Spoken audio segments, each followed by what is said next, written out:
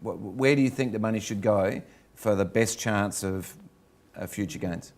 Well, we're a big believer in that the demographics have changed somewhat. The generational effect, it's the Gen Y effect, and you've got to think about people who are moving into the housing market now, and they're people in their 20s, perhaps early 30s.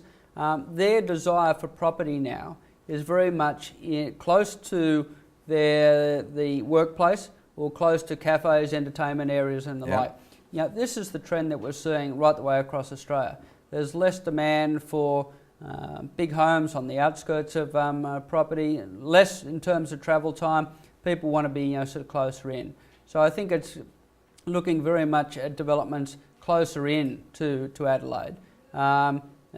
Good proximity to the city, good proximity to cafes and restaurants. But of course, it's always a case of doing your homework. You've got to look at the area that you're looking at and seeing whether there is any major new developments coming on. What's the supply situation like?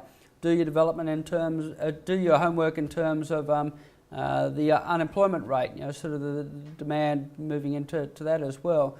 So I think it's a case that in the current environment, given that home prices aren't shooting the lights out, there's more supply on the market.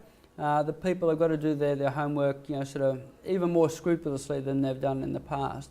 But I think it is that Gen Y effect, that generational effect, where people wanting to live closer into capital city centres.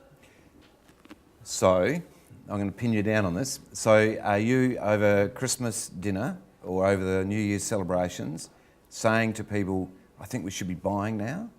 Or would you be in shares? Or, what do you do? You've got some spare cash. You don't want to be sitting on your hands forever. You're sick of doing nothing. What would you be doing? At the moment, shares are undervalued, and property has got good prospects as well. So, if you had the dollars to be able to put a little bit of money in both, I think that's pretty much the case. I think in terms of property, the prospects are there for very much in terms of the longer term. You just got to do your homework, a little bit harder. But I would be thinking about property. I think everyone's got to think about their own portfolios, though. How much property they've already got. If they've got a couple of places, all right, let them ride and then put their money into the share market, which does look as though it's got better times ahead. But I suppose I would be looking, at property from my own point of view.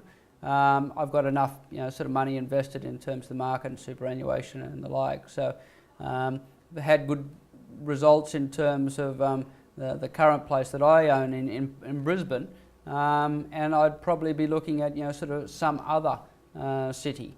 So whether it's South Australia, whether it's Perth, not probably the Victorian market, because I think in terms of supply demand, they're going to have a lot more supply coming on, and that's going to reduce perhaps provide opportunities down the track in terms of pushing down prices.